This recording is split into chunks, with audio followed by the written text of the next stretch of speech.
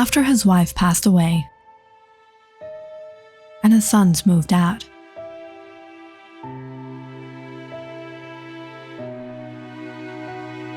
Mr. Fletcher has been living alone in a remote house in Willowburg. In this small town, there is practically nothing: dense woods, beautiful scenery, and peace. But Mr. Fletcher's peaceful life took a turn when his elder son and daughter-in-law passed away, and he took in his granddaughter, Aurora. Aurora is a sweet but peculiar girl with a strange fascination for the supernatural. And Mr. Fletcher doesn't believe a word of it. But ever since Aurora has moved out for college, Mr. Fletcher has been feeling a little something himself.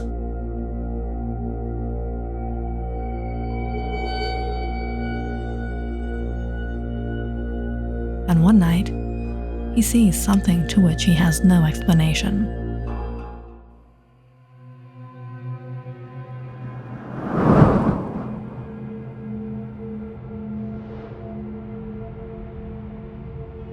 But just the other night, I saw the strangest thing.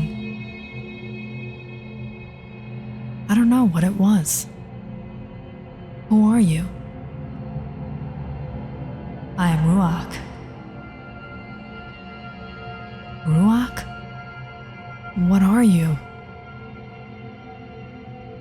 The wind.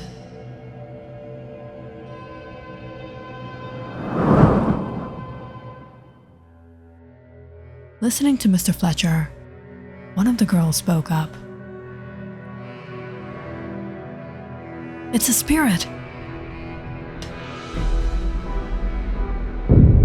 What? I told you, Grandpa. I knew it. I knew it. What is going on? Grandpa, you thought I would leave you just like that in that old house, all alone? I invoked a spirit for your protection, to be with you all the time, to be your companion. What spirit? None of this hocus pocus is real. Grandpa, I wasn't gonna tell you, but there used to be a girl in this hostel. Her name was Katie. She experienced the strangest thing.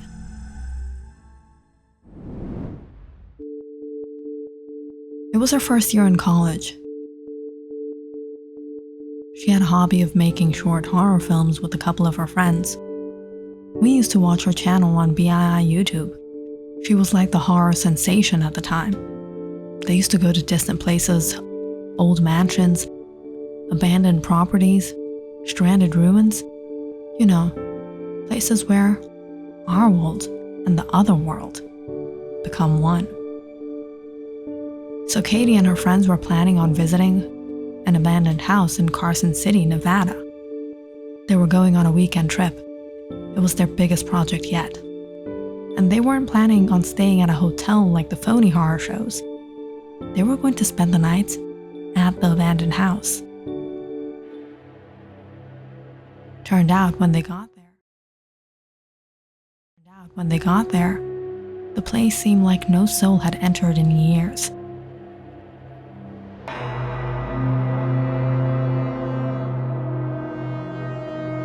There was an awful smell in the house, but they didn't care for it.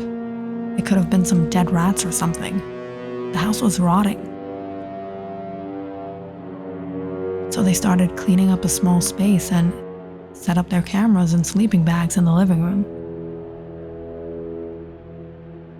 When the sun set, and with no electricity in the house, it got really dark. But that wasn't the issue. They were always visiting old ruins, so they carried a bunch of equipment with them.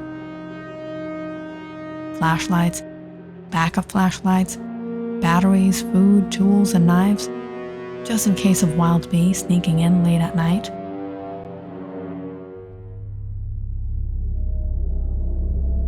Once everything was arranged, they took their flashlights and started looking around the house. There was a long hallway that stretched through the house. There was a number of strange portraits hung up in the hallway. They were pictures of people. Didn't seem like family portraits or anything like that. Just random people. And what was creepy was that none of them seemed to be posing for the photo. Rather, it seemed that they were frightened by something. The house was pretty spooky, and even if they didn't admit it, all of them were a little scared. As they went down the hallway, they realized it led to the basement. The door was rusted. There were numerous locks that were broken. I think there's a wine cellar down there. Come on, let's go check it out. One by one, the friends all went down the creaking stairs.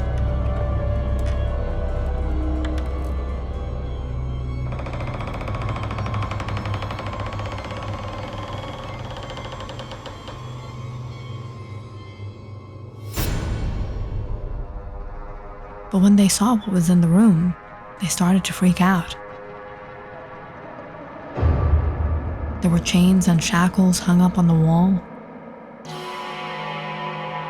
and bizarre devices strewn across the steel table. They had all become rusty and old, and there were stains everywhere.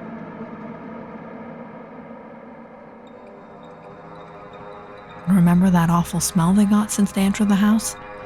It was even worse here. The longer they were in there,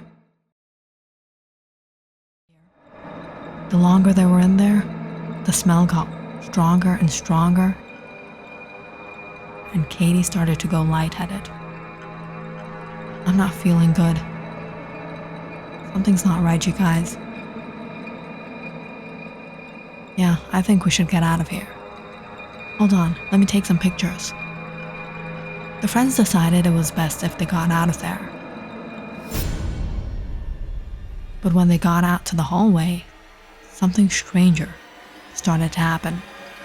All Katie could remember were her friends shouting in fear, seeing something coming towards them. She was almost passing out, but she tried to push through and closely looked at those portraits that were hung up on the wall. They all started to move as if they were coming to life. None of them knew what was happening or what they should do. They all ran back inside the basement and locked themselves in there. What was that? Do you think this house is really haunted? Did we see ghosts? I don't know, guys. But how are we gonna get out of here? Numerous doubts and ideas were running in their minds. But the more the time passed, it got difficult to stay locked up in there. Katie couldn't bear the horror or the stench.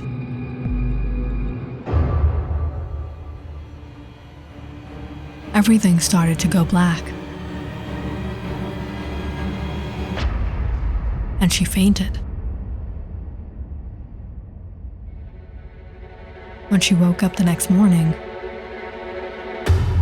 all her friends were no more. They were laying on the ground, lifeless. Katie didn't know what to do. She gathered her courage and went out. The house was silent.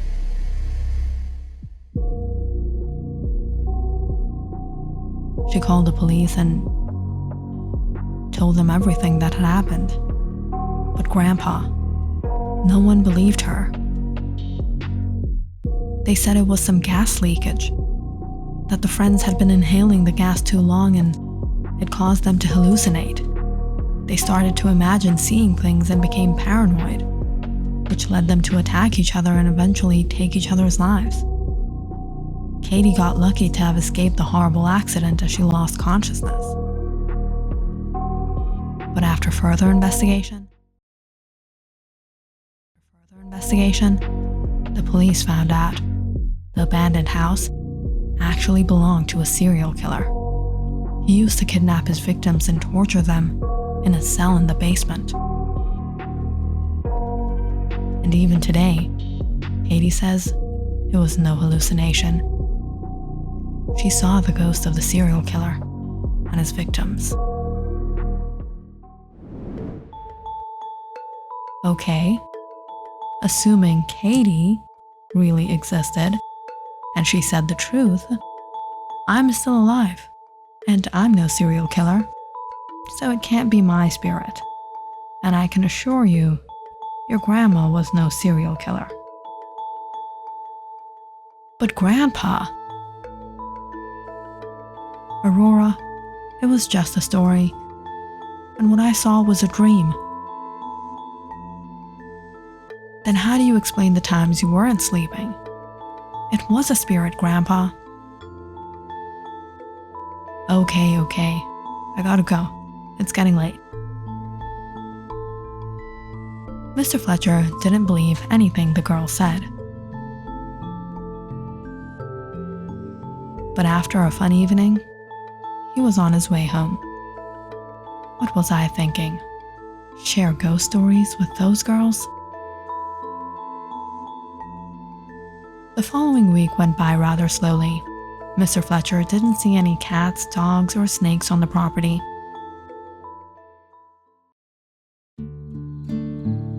Come around the following week, Mr. Fletcher went out to inspect his pumpkins. He had been wanting to bake a pie for Aurora.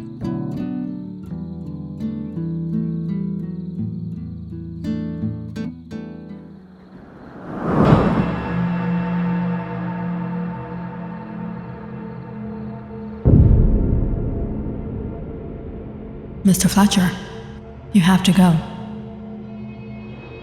You? Mr. Fletcher, you need to go. Aurora needs you.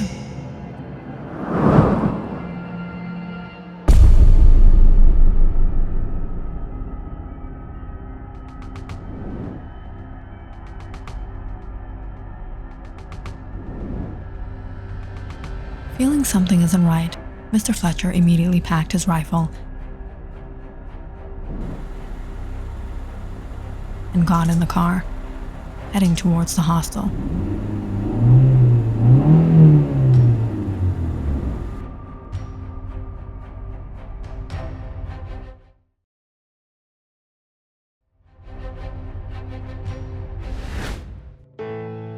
As soon as he got there, he rang the bell anxiously.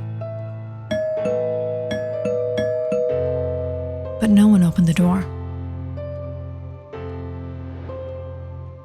Fortunately, Mr. Fletcher had a spare key.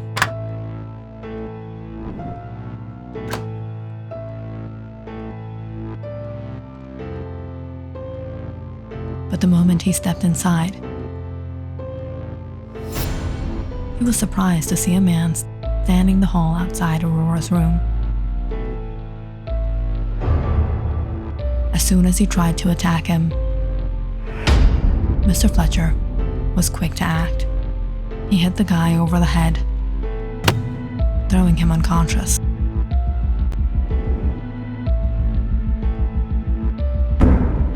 Immediately, Mr. Fletcher broke down the door. He was thundered, seeing two men cornering Aurora. Without thinking anything, Mr. Fletcher fired. Getting shot in the leg, one of the guys yelled out in pain, falling to the ground.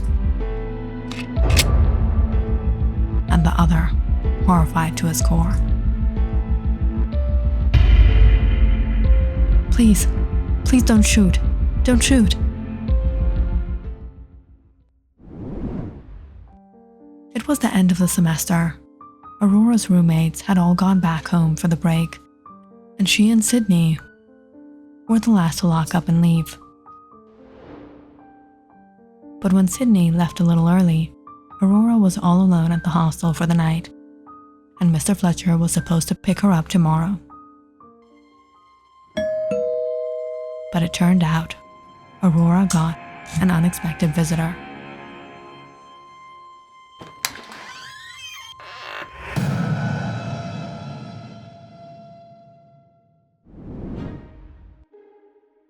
Her roommate Sydney had been dating Brad for some time, and it didn't take long for anyone to realize. And Aurora had never liked him. She always warned Sydney about him.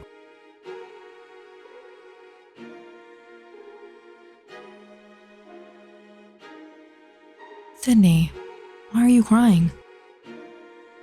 "It's Brad. We got into a fight." "He hit you?" "Sydney, he's not good for you. Stay away from him." Fortunately, Sydney saw through Brad, and they broke up. But Brad didn't take the breakup well. He stormed to the hostel and tried to barge in. But that day, Aurora stood up for her friend. "Move out of the way." "No, you can't come in. You're not welcome here. You don't know who you're messing with. Leave before you make the worst mistake of your life." That day, Aurora managed to send off Brad. She thought Brad was gone for good, but Brad was waiting. When the rest of the girls left on break and Aurora was all alone,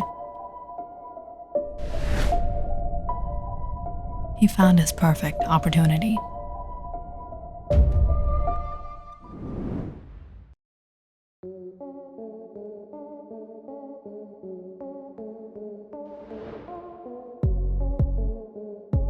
Run. And me?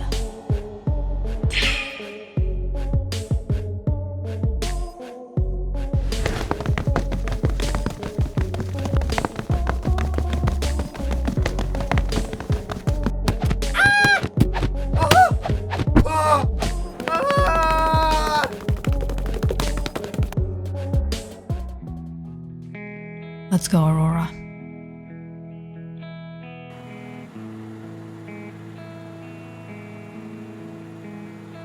But Grandpa, how did you know I was in trouble?